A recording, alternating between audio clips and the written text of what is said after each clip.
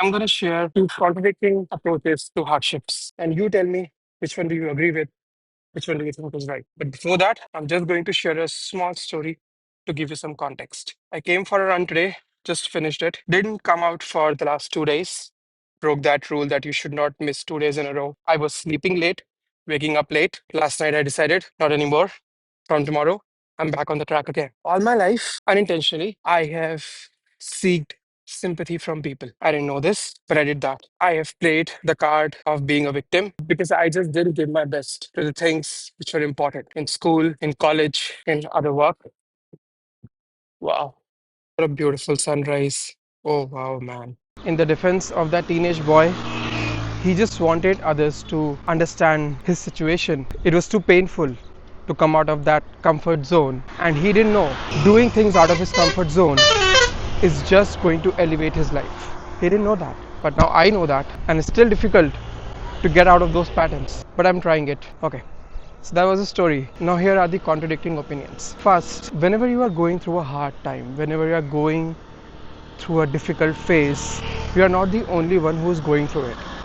If you will get out and you will meet people, you will talk to them, you'll find at least one another person who's going through the same shit. So whenever you feel that, am I the only one who feels like this?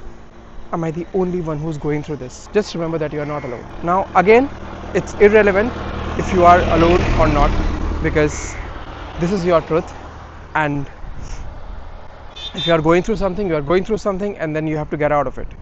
But sometimes human beings need that validation, that relatability, that I'm not the only one, so thank God. And then they go out and work on a solution. But then there's another contradicting opinion, and I like this one better, that it doesn't matter how much pain you are in, it's temporary. Second, the more you will grind yourself, the more you will be in that painful, uncomfortable, your soul breaking situation, the tougher you'll get. And you don't have to be hard on yourself in a way that you start criticizing yourself, that you start feeling less, you start feeling unworthy, you start feeling like shit, that I just don't deserve this, I don't think I can do this. You have to stare in the face of adversity and say, piece of cake, I can do it. And that's why start with small things. I'm not asking you to take up on a big project or do something extremely hard when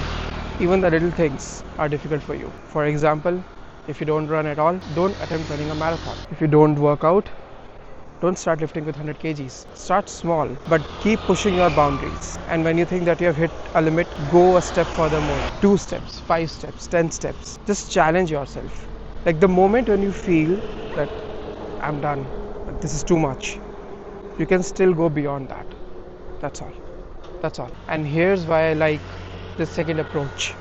So today when I came for a run, I set a target of 3 kilometers on my app and I started running. And I also wanted to run at a higher pace. And the moment I started, even long before that, this inner voice in my head was like, that is gonna be difficult, you're gonna get tired, because you don't like it, right? That fast heartbeats, that you run out of your breath, you start having pain in your legs, sometimes even a cramp in your stomach, and that shit feels uncomfortable for sure. You don't want to be in that situation. Why would you be, when you can just sit comfortably in your home, in your bed? But you know that is important, but you know that makes you stronger. So back to the run. I did 1k at a fairly good pace, 6.5, and then I went just a little bit more faster. It was difficult, especially when I haven't ran in the last 2 days. I haven't been eating particularly right, so it was difficult. And during the second half of my run, it was difficult.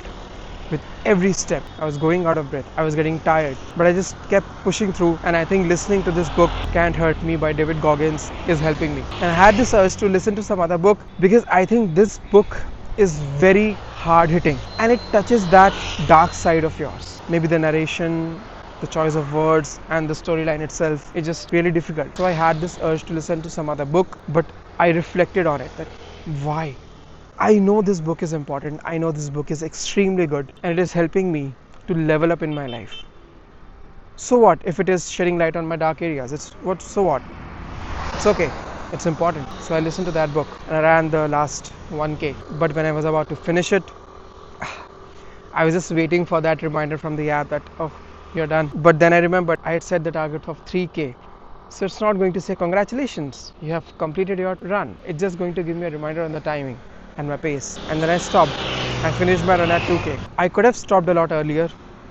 I could have played that victim card. At least I came out for a run. And people have been like, yeah, okay, good that you did that. But I just wanted to push myself more. Not a little bit more, but a lot more. And I did that.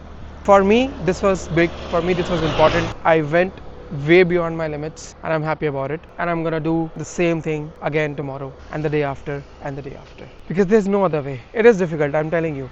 It is difficult. Your patterns, your brain, which always chooses the path of least resistance, it's going to convince you in 100 different ways that it's just not worth it. Sit at home. Don't do this thing. We don't need it. But you need it. You need it desperately. So go out there, do it. You can do it. And we'll meet again tomorrow.